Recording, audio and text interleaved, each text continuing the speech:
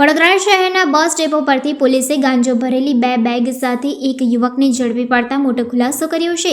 પોલીસે હવે આ ડિલિવરી પાછળના સપ્લાયર અને મંગાવનાર બંનેની તપાસ શરૂ કરી છે। મળી રહેલી માહિતી અનુસાર ઓડિશાના બોલગીર જિલ્લાના છંછેડા ગામનો 21 વર્ષીય શંકર સરદારના ખાનગી નોકરી કરતો યુવક હોવાનું સામે આવ્યું છે। ગાંજાની ડિલિવરી બદલ તેને સારી રકમની ઓફર કરવામાં આવી હતી, જેના આધારે તેને સુરત મોકલવામાં આવ્યો હોવાનું પ્રાથમિક તપાસમાં જાણવા મળ્યું છે।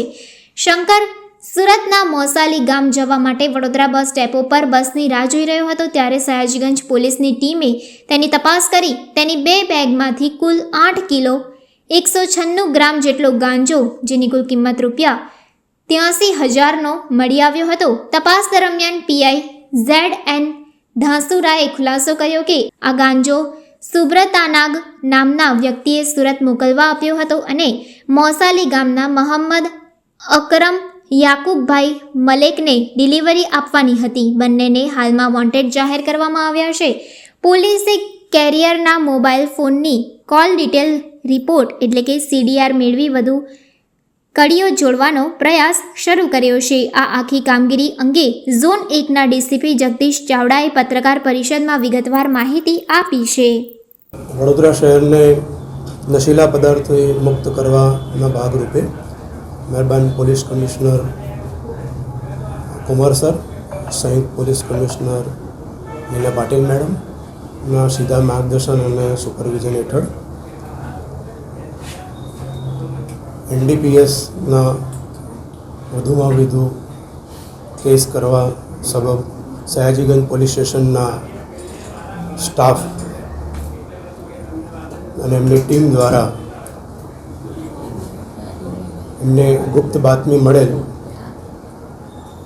એ સેન્ટ્રલ ડેપો સયાજીગંજ ખાતે એક આરોપી નામે શંકર સરદાર રાણા રહે છંછડા, કરમતલા, સાંઈતલા, ઓરિસ્સાથી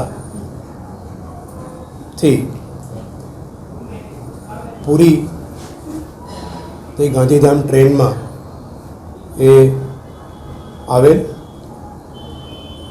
એમની મુસાફરી દરમિયાન સુરત રેલવે સ્ટેશન ઉપર પોલીસની પ્રેઝન્સને વધારે હાજરીને જણાઈ આવતા તેઓ ત્યાં ન ઉતરી અને વડોદરા રેલવે સ્ટેશન ઉપર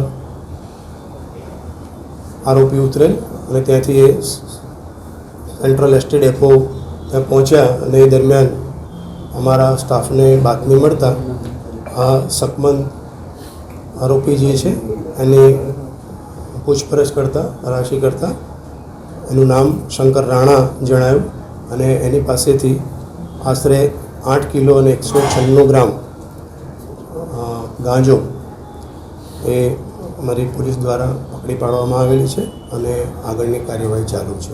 આપવાનો હતો ત્યાં સુધી આપણી પોલીસ પહોંચી?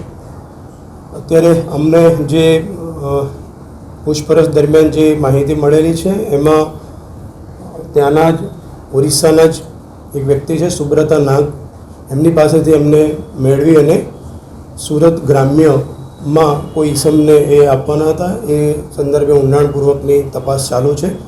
એ તપાસ પૂર્ણ થયા પછી એ બાબતમાં જાહેર કરી શકાશે। સાહેબ, લાગે છે કે મુખ્ય આરોપી સુધી પહોંચાશે? કારણ કે દર વખતે આવા પ્યાદા પકડાઈ જાય છે।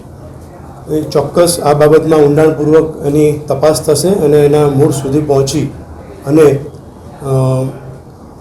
એમાં વધારે મૂળ સુધી પહોંચી અને જે મૂળ આરોપી છે એના સુધી પહોંચવા માટે પોલીસ સંપૂર્ણ પ્રયત્ન કરશે અને એમાં ચોક્કસ સફળતા મળશે, આશા છે।